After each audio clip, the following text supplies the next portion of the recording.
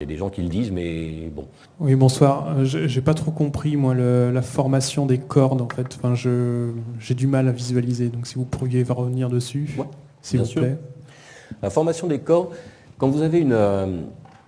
je vous ai parlé qu'il y avait un champ scalaire qui est en fait un peu comme vous imaginez... Je peux peut-être faire un petit dessin ici, s'il y a de la craie. Comme vous imaginez comme vous avez un champ fluide de vitesse. Si vous avez un champ de vitesse, vous voyez, la vitesse dans un fluide va par exemple toute dans la même direction. Et puis pour une raison donc thermique, hein, l'endroit, le potentiel, dans le potentiel, vous pouvez aller dans différents endroits et vous imaginez que vous avez fait votre brisure de symétrie et toutes les particules prennent cette vitesse-là. Et puis dans une autre région, par là, toutes les particules vont prendre une autre vitesse qui ne sera pas du tout la même puisqu'elle sera décorrélée, elle sera indépendante. Et donc, elles vont toutes être, mettons, par là. Et puis vous voyez que quand vous regardez sur l'ensemble de tout l'univers, par là, vous n'aurez peut-être que des particules par là, et puis là, vous n'aurez que des particules par là.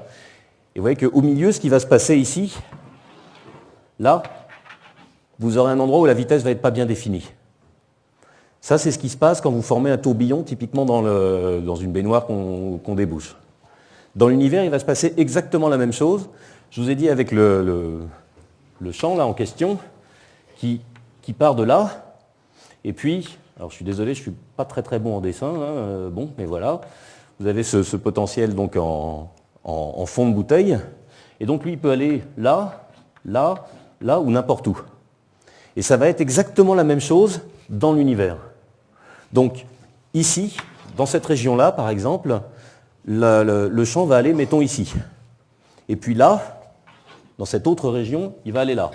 Et puis il va suivre comme ça. Et quand vous faites le tour complet, ce qui va se passer, c'est que le champ ici va faire le tour complet du minimum, là où il a le droit d'être.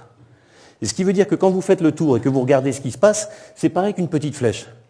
Donc quand vous faites le tour, eh bien, la flèche tourne de plus en plus vite autour d'un certain endroit. Et il y a forcément un endroit à l'intérieur où cette flèche, où la direction dans laquelle vous tournez n'est plus définie. Donc ça veut dire qu'au lieu d'être sur le minimum qui est là, vous êtes sur le maximum là-haut. Vous êtes obligé d'être bloqué là-haut. Et quand on est bloqué là-haut, en fait là, le potentiel ici, c'est de l'énergie. Donc il y a de l'énergie ici, donc il y a un tube ici où il y a de l'énergie. Évidemment, parce que ça, je l'ai dessiné à 2 dimensions, parce que je ne sais pas dessiner à 3 dimensions, mais évidemment, ça se projette dans la 3e dimension. Et c'est comme ça que vous fabriquez une corde. J'espère que c'est un petit peu plus clair. Est-ce que